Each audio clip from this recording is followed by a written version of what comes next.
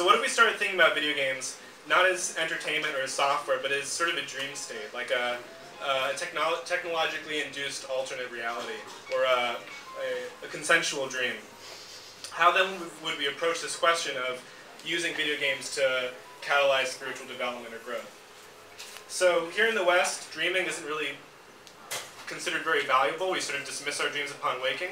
But in the East, in the Bon School of Buddhism, they have a very robust practice. It's called dream yoga, and they basically use lucid dreaming to develop, broaden their consciousness. The whole idea is by experiencing how real a lucid dream can be, it becomes much easier to see the real world as potentially dreamlike and illusory.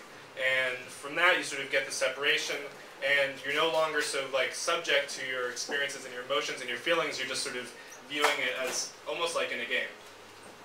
So for most of us, that can be helpful. I know for me, I spend a lot of time just sort of bouncing around on autopilot, so that need to sort of pull back and see things more objectively is sort of that's the self-actualization. So this got me thinking, the dream yogis got me thinking, could video games be used in the same way as sort of a spiritual practice?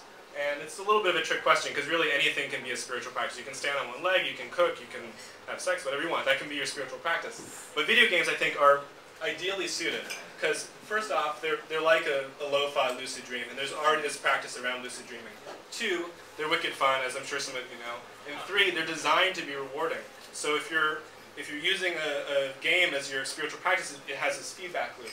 And also the hero's journey, which is sort of this universal metaphor for growth and transformation, is already all over video games, right? So let's approach what the practice would be like in terms of we're modeling off lucid dreaming. Basically, you would play your game as normal, but you would try to keep a really strong awareness that the game is just that. It's just a game. It's just an illusion. You would resist the tendency to try to lose yourself in the game and to lose touch with that and try to remain as present as possible. And the hope is, if you do that enough, you'll actually start to see the real world as sort of like a video game. Which sounds a little crazy, but in a way it makes sense, because games, they're designed to be rewarding. Imagine the benefit of looking at the real world as a game designed to challenge and reward you. That would be potentially a pretty optimal worldview to have. And also you might get sort of the Buddhist flavored side effects of being less subjective, more objective, more balanced, more equanimity. Beyond that, it's obviously hard to say how it would work out, but my hope is you'd really come to see yourself as sort of the protagonist in your own self-created story. And I think that would be a pretty awesome sort of worldview to have. So gamers out there, if there are any, next time you jack in, just for fun, try this. Treat it like a meditation. Raise your awareness. Really focus on the fact that you're taking part in sort of like a dream that you are actively taking part in.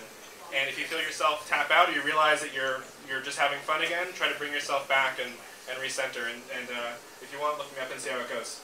Or let me know how it goes. Thanks a lot.